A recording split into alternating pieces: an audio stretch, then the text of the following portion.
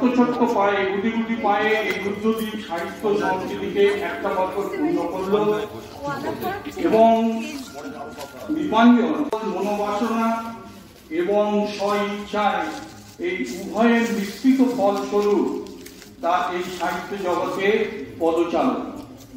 তুমি এসো হেমন্তের কোকিলের আগমন ডাকিতে, তুমি এসো মানবীলতার মিষ্টি সুবাস খাবে, তুমি এসো পলাশ জাদুবীর নারায়ণ সোহাতে, তুমি এসো বিরঙ্গনার বার্তা নিয়ে মুছে দাও সব মলিনতা দুঃখ দয়, তুমি এসো শান্তি শীত শুভ্র বিশাল নদী, তুমি এসো বৈশাখ শেষে বৃষ্টি নিয়ে। প্রথমে আমাদের রুদ্রদ্বীপ সাহিত্য পরিষদের সভাপতি শ্রী সুনীল মহাশয়কে এবং প্রতিষ্ঠাতা দীপাঞ্জন এবং সবাই হাততালি।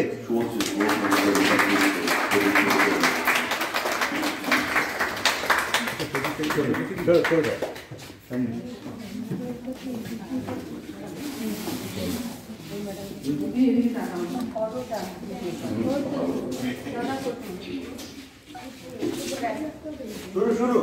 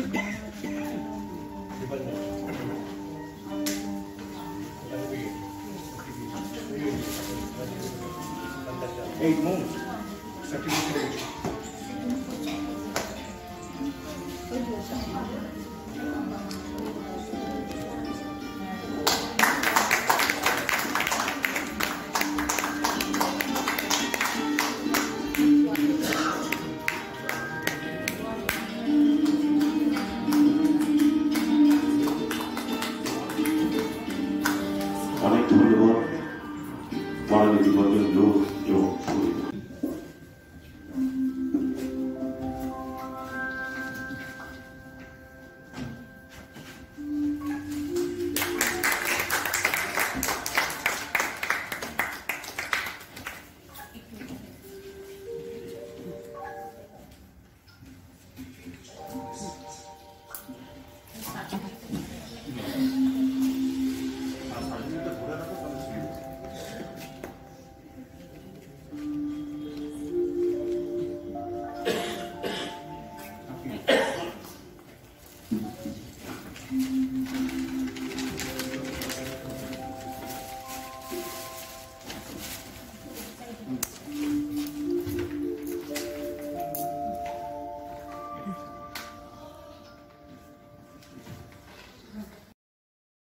আমরা যুদ্ধতে চাইছি কল্পনার চাঁদের পাহাড়কে আমরা ভালোবেসে স্বপ্ন দেখতে।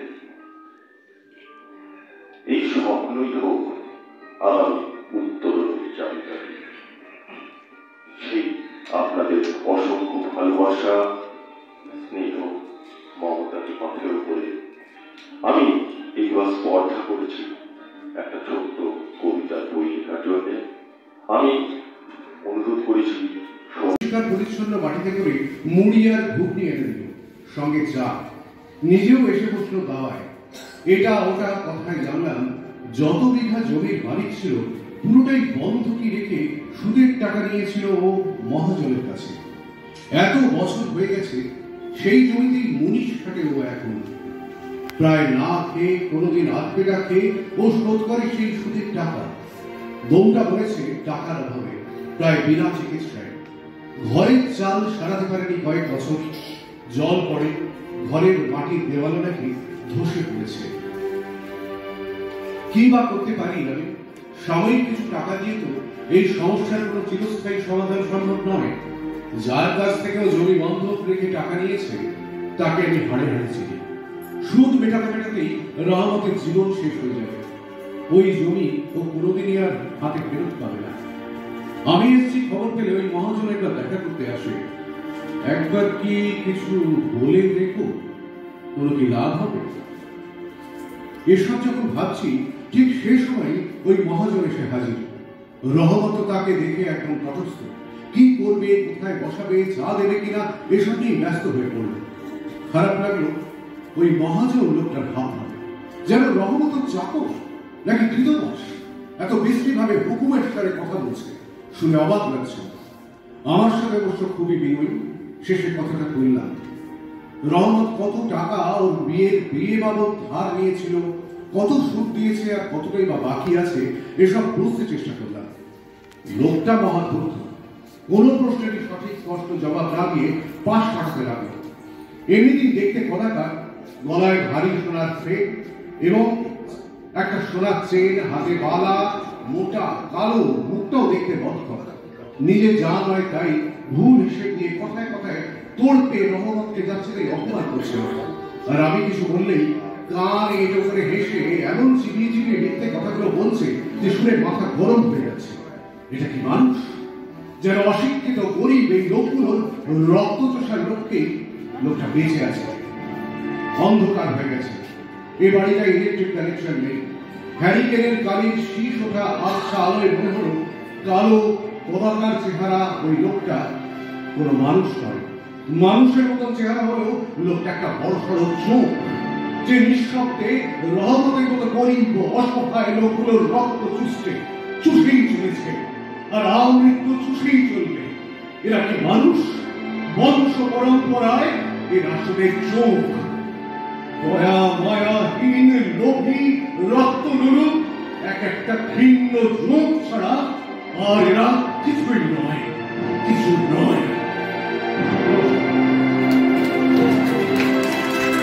নৃত্যকে বলে ধেনু চড়ায় বংশী বটের তলে, যারা গুঞ্জা ফুলের মালা গেঁথে পরে পড়ায় গলে, যারা বৃন্দাবনের বনে সদাই শ্যামের বাঁশি শোনে, যারা যমুনাকে ছাপিয়ে পড়ে শীতল কালো জলে, যারা নৃত্যকে বলে ধেনু চড়ায় বংশী বটের তলে।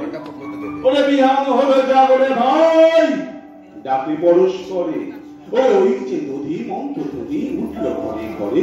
হ্যালো মাঠের পথে ধেনু চলে উড়িয়ে বকুল রেণু, হ্যালো আমিনাতে ব্রজের বধূ দুগ্ধ দহন করে। ওরে বিহান হলো জাগরে ভাই, ডাকে পরশ করে। ওরে শাওন মেঘের ছায়া পড়ে কালো তমাল মূলে। ওরে শাওন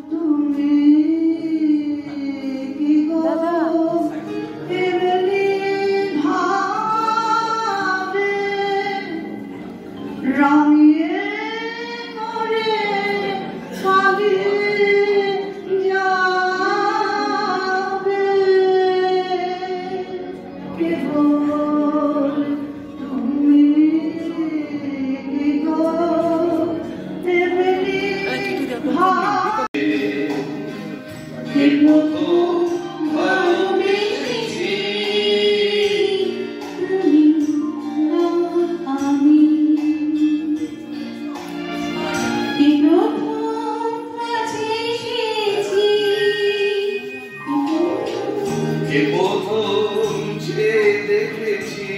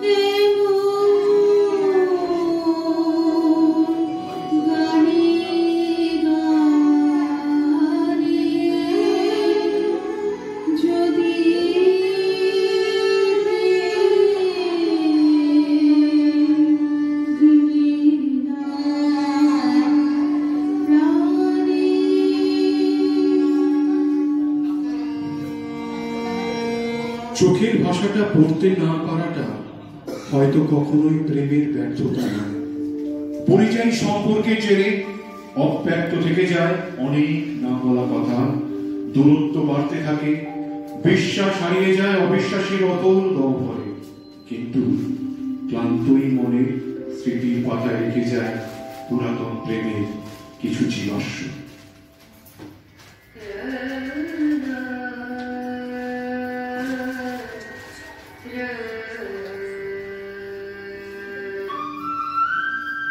ঠিক সময়ে অফিসে যায়, ঠিক মতো খায় সকালবেলা, টিফিন বাক্স সঙ্গে নেয় কি না ক্যান্টিনে টিফিন করে, জামা কাপড় কি কেচে দেয়, চা করে কি আগের মতো, দুর্গার মা কোটায় আসে, আমায় ভোরে উঠতে হতো, সেই শার্টটা পরে এখন ক্যাটকেটে সেই নীল রংটা, নিজের তো সবই পছন্দ।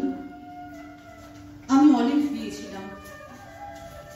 কোন রাস্তায় বাড়ি ফিরে দোকান ঘরের বাপাস দিয়ে শিব মন্দির জানলা থেকে দেখতে পেতাম। রিক্সা থামলো। অফিস থেকে বাড়ি আসে নাকি সোজা আড্ডাতে যায়? তাসের বন্ধু, ছাইপাশের বন্ধুরা সব আসে এখন। টেবিল ঢাকা মেঝের ওপর সমস্ত ঘর ছাই ছড়ানো, গিলাস গড়ায়, বোতল গড়ায়, টলতে টলতে শুতে যাচ্ছে। বোতল ভেঙে আবার পায়ে ঠুকলে তো রক্তারক্তি। তখন তো আর হুঁশ থাকে না, রাত দিনেতে কে আর দেখবে? কেন? ওই যে সেই মেয়েটা যার সঙ্গে ঘুরতো তখন, কোন মেয়েটা? সেই মেয়েটা, সে তো কবেই সরে এসেছে। বেশ হয়েছে, উচিত শাস্তি। অত কাণ্ড সামলাবে কে? মেয়েটা যে গন্ডগোলে প্রথম থেকেই বুঝেছিলাম। কে তাহলে সঙ্গে আছে?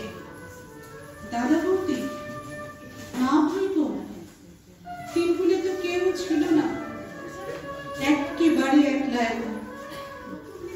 কে তাহলে ভাত বেড়ে দেয়? কি ডেকে দেয় সকাল সকাল? রাত্রিরে কে দরজা খুলে ঝুঁকি পোহায় হাজার রকম? কার বিছানে ঘুমোয় তবে? কার গায়ে হাত তোলে এখন? কার গায়ে হাত তোলে এখন?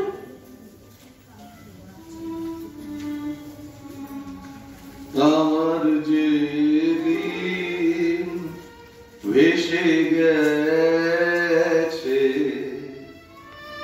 চোখের জলে, আমার যে দিন ভেসে গেছে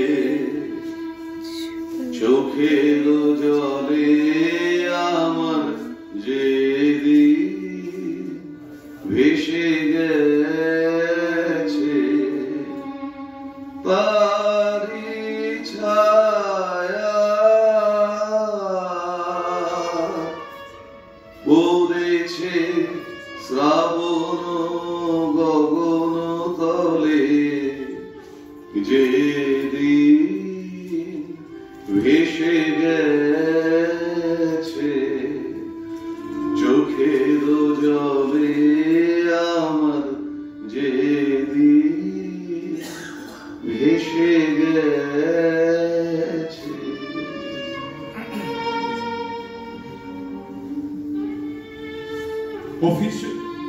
অফিস যাওয়ার অভ্যেসটা আজ বদলে গেছে সেই করোনা কাল থেকে।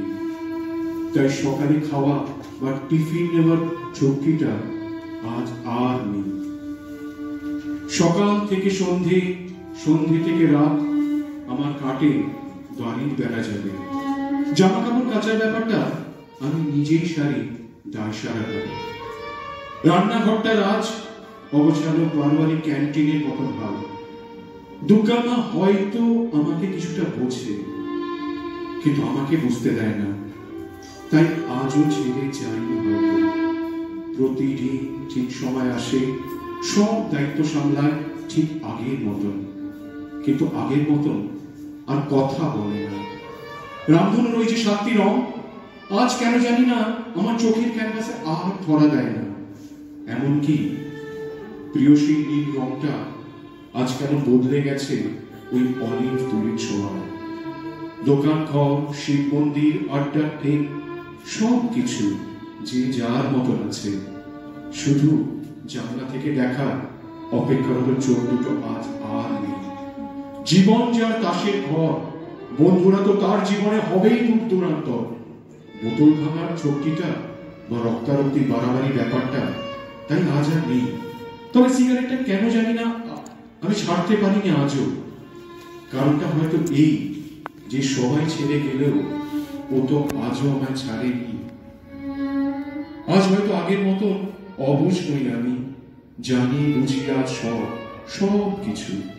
তাই তো নিজেই থাকি মগ্ন স্রোতে, হুঁশের পরোয়ানা রাখি অনেক দূরে। জীবনে কেন জানি না নিজেকে আমি সামলাতে পারিনি কোনোদিনই। তাই হয়তো ধরে রাখতে পারিনি আমার ভালোবাসাকে, সম্পর্ককে, জীবনকে। অভিমানে, অনুযোগে, নিঃশব্দে সে আমার থেকে সরে গেছে অনেক অনেক দূরে। তিন কুলে আজ কেবল অশরীরী স্মৃতি বয়ে বেড়ায়, তার আজন্ম কোনো এক ঋণ নেই। শাস্তির ওপর শাস্তি নামে কুয়াশা ভর করে আদিম নদী, হাত বেড়ে দেয় নিভন্ত ওই চুলি।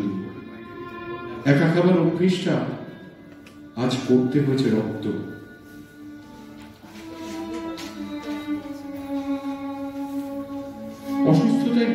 অসুস্থতায় কেন জানি না আজ নিজেকে খুব অসহায় মনে হয়। আসক্তি আর প্রেম আজ যেন সব মিলেমিশে একাকার হয়ে গেছে। বিছানায় খেলে একাকী রাত, গায়ে হাত রাখে প্রেমের তীব্র সখ্যতা। একাকিত্ব আজ আমার প্রেয়সী, তাই ওর সঙ্গে সখ্যতাটা আমার হয়তো বিশেষ প্রয়োজন। তুই ফেলে এসেছিস কারে মন রে আমার, তাই যখন গেল শান্তি পেলি না রে মন রে আমার। তুই ফেলে এসেছিস কারে মন রে আমার, তাই যখন গেল শান্তি পেলি না রে মন রে আমার।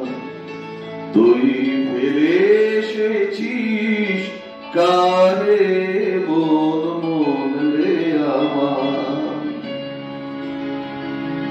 যে পথ দিয়ে চলে এলি সে পথ এখন ভুলে গেলি রে, কেমন করে ফিরবি তাহার দ্বারে মন রে আমার। তুই ফিরে এসেছিস কারে মন রে আমার। কিছু স্মৃতি আজও কেন জানি না হয়তো ভুলতে পারিনি। যতই চাই ভুলতে তোমায়, সেই স্মৃতির প্রলেপ লাগিয়ে মনকে, ততই যেন তুমি আমার স্নায়ুতে ঘোরো সাজা দিতে আমাকে। অপেক্ষারা যখন গল্প বানিয়ে একাকিত্বের সঙ্গী হয়, তখন হয়তো এমনটাই হয়। কিছুটা ঘুম উপহার হিসাবে চাইছি তোমার কাছে, দেবে আমায়? সাথে খানিকটা প্রশান্তিও দিও না হয়, আমার কাছে ওটার চেয়ে বড্ড অভাব। আমাদের মতন মানুষের জীবনের গল্পের শেষটা হয়তো এমনটাই হয়। তবে মনে হয় ছেড়ে যাও যদি তুমি চাও, থেকে যাও যদি তুমি চাও, ভুলে যাও যদি তুমি চাও। মনে যদি থাকে তাহলে ঠিক মনে থাকবে, জোর করে মুছে দিলে তো দেওয়াই যায়। জীবন চলবে তার নিজস্ব গতিতে, তবে খুব ইচ্ছে থাকলেও ফিরে আসার পথটা আর হয়তো থাকে না। সম্পর্ক থাক বা না থাক, সংযোগটা যেন থেকে যায়, ওটা রাখতে হয়। তাতে হয়তো, হ্যাঁ হয়তো ফিরে আসার সামান্য ক্ষীণ আশাটুকু হয়তো বেঁচে থাকে। ছেড়ে যাওয়া মানুষগুলো কখনো জানতেই পারে না তাদের রেখে যাওয়া স্মৃতিগুলোর ওজন কতটা ভারী। আজ আমাদের উপস্থাপনায় যারা অংশগ্রহণ করেছেন, কণ্ঠে দেবশ্রী ঘোষাল এবং দীপাঞ্জন লোক, আবহ সংঘ, শম্ভুদে ও জলি ভট্টাচার্য, সৃষ্টি, পরিচালনা, কাহিনী বিন্যাস দীপাঞ্জন লোক। নমস্কার।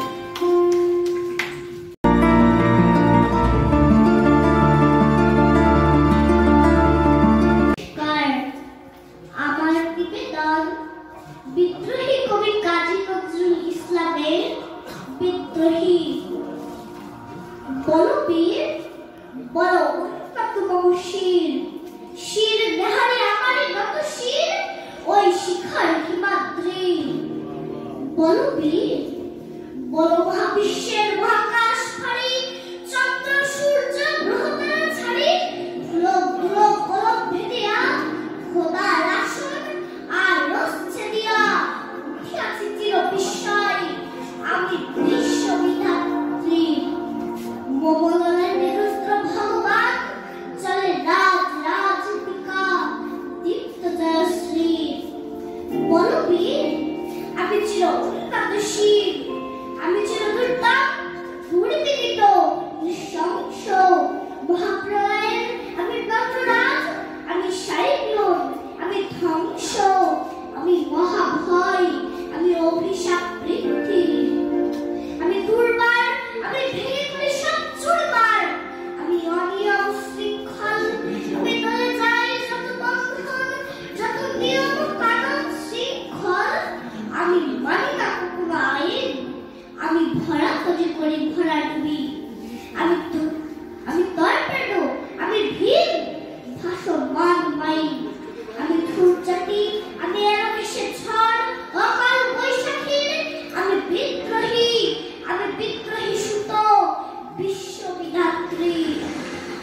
বলবীর চির উন্নত শির, আমি ঝঞ্ঝা, আমি ঘূর্ণি, আমি পথ সম্মুখে যা পাই যাই চুরনি, আমি নৃত্য গান ছন্দ, আমি আপনার তালে নেচে যাই, আমি মুক্ত জীবনানন্দ, আমি ভাঙ্গির, আমি ছায়া, আমি হিন্দল, আমি চঞ্চল চমকি, পথে যেতে যেতে চকিতে চমকি, ফিরতে আমি তিন্দল, আমি চপলা চপলে হিন্দল, আমি তাই করি ভাই যখন চাহে এমন যা করি, শত্রুর সাথে বলা বলি ধরি মৃত্যুর সাথে পাঞ্জা, আমি হনুমান, আমি ঝঞ্ঝা, আমি মহামারী, আমি ভিড়কে ধরিত্রী, আমি শাসন শাসন সংহার, আমি উষ্ণ চিরধি।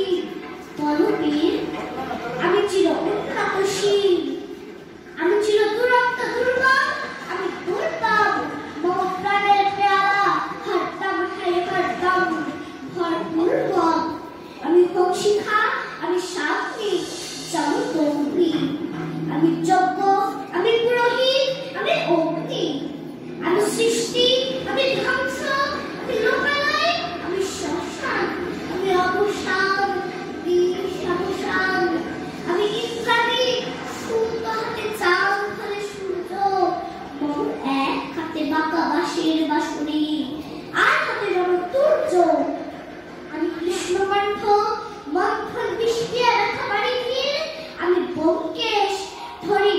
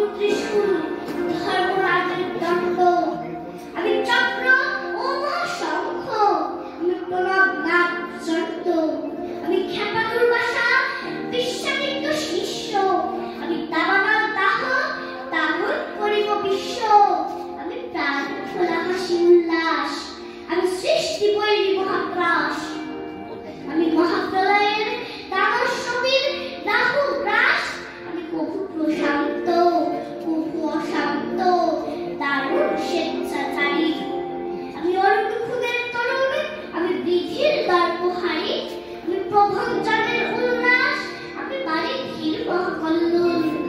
আমি উজ্জ্বল, আমি প্রজ্জ্বল, আমি উচ্ছল, জল ছল ছল, চল উর্মির হিন্দোল দোল।